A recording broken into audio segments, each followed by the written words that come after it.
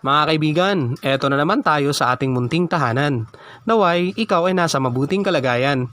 Ngayon, ang ating pag-uusapan ay tungkol sa mga paniniwalang Pilipino na kung saan ang mga kakaibang nilalang ang ating mga bida. Naway masihan ka sa video ito.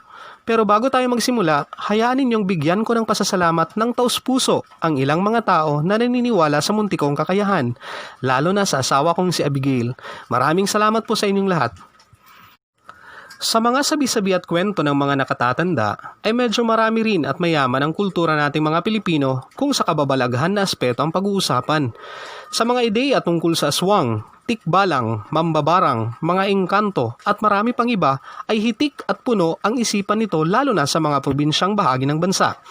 Mga kaibigan, wag na nating patagalin at pag-usapan na natin ang mga kwento at ideya tungkol sa mga nilalang ng kadiliman. Ang aswang. Sa kabilugan ng buwan at sa oras ng hating gabi at hanggang alas 3 ng umaga, ang mga nilalang ng kadilimang ito ay umaatake. Ayon sa mga nakatatanda, sa pagpatak ng alas 3 ng hapon, lumalakas ang kanilang mga pakiramdam na kung saan ang batang nasa sinapupunan ay naaamoy nila ito na parang hinog na langka.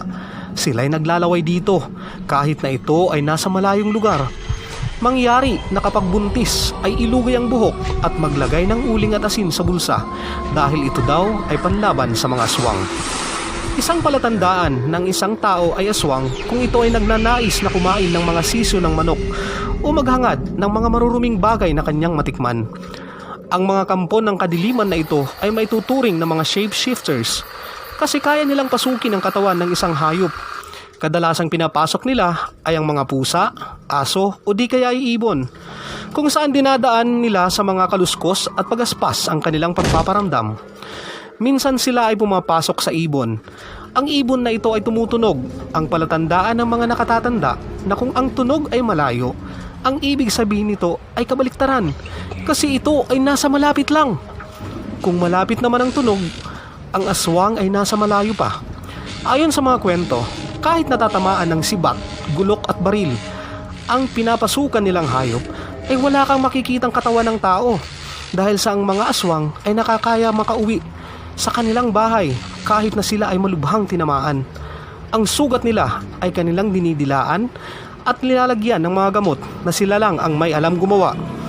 Kapag napuntahan mo daw ang aswang sa bahay nila at magawa mong mabaliktad ang bahagi ng sahig nito, ay eto na ang katapusan ng pagiging aswang ng isang tao.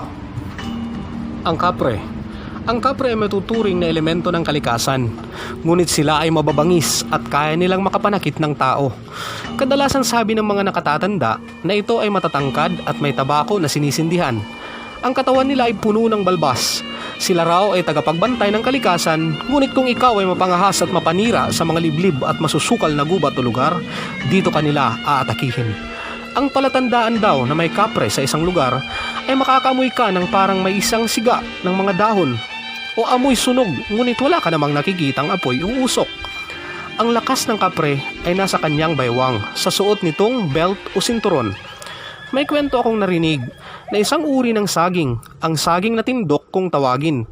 Kapag daw ito ay may puso at kabilugan ng buwan, lalo na sa kabilugan ng buwan na kung tawagin ay blue moon o pangalawang full moon sa isang buwan, ang puso ng saging na ito ay naglalabas ng isang hiyas na kung saan ang isang tao ay naghahangad nito ay dapat niya itong bantayan. Sa oras na ang hiyas na ito ay mahuhulog na, dapat saluhin ito ng bibig at maghanda kasi ang hiyas na ito ay para sa kapre at hindi sa tao. Ngunit kung napasa iyo na ang hiyas na ito, ay kasing lakas mo na ang isang kapre at makikipagbuno ito sa iyo.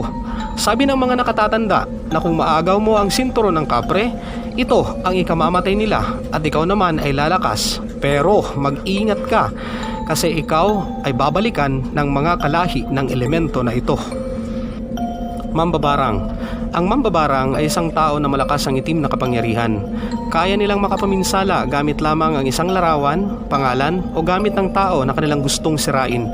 May mga kagamitan silang sila lamang ang may alam, kagaya ng mga boteng naglalaman ng mga hayop na makakamandag, mga manika na kayang gawing medium ng kanilang pamiminsala ng ibang tao, at mga karayom na kayang magkontrol ng buhay ng isang tao.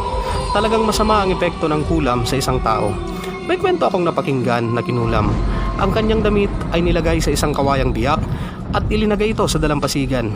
Ginamitan ng maitim na kapangyarihan nang mangkukulam ang kawayan at ang damit sa loob nito. Sa bawat pagtaas ng tubig ng dagat ay siya ring paglaki ng tiyan ng taong kinulam. Ang ginawa ng tao at mga kapamilya nito ay kumuha sila ng albularyong magaling at ibinalik sa mangkukulam ang ginagawa nito sa kanya. Ang kahinaan ng mga mambabarang ay ang tumawid sa mga sapa, ilog o dagat, kasi kapag sila ay nakagat ng alimango o mga lamang tubig na may mga galamay kagaya ng alimango at alimasag o kaya ay sugpo, ito ay sumpa o kahinaan nila sa kanilang mga ginagawa. At dito po nagtatapos ang kwento natin tungkol sa mga kakaibang nilalang. Naway nagustuhan nyo ang video na ito. Maraming salamat. Hanggang sa muli.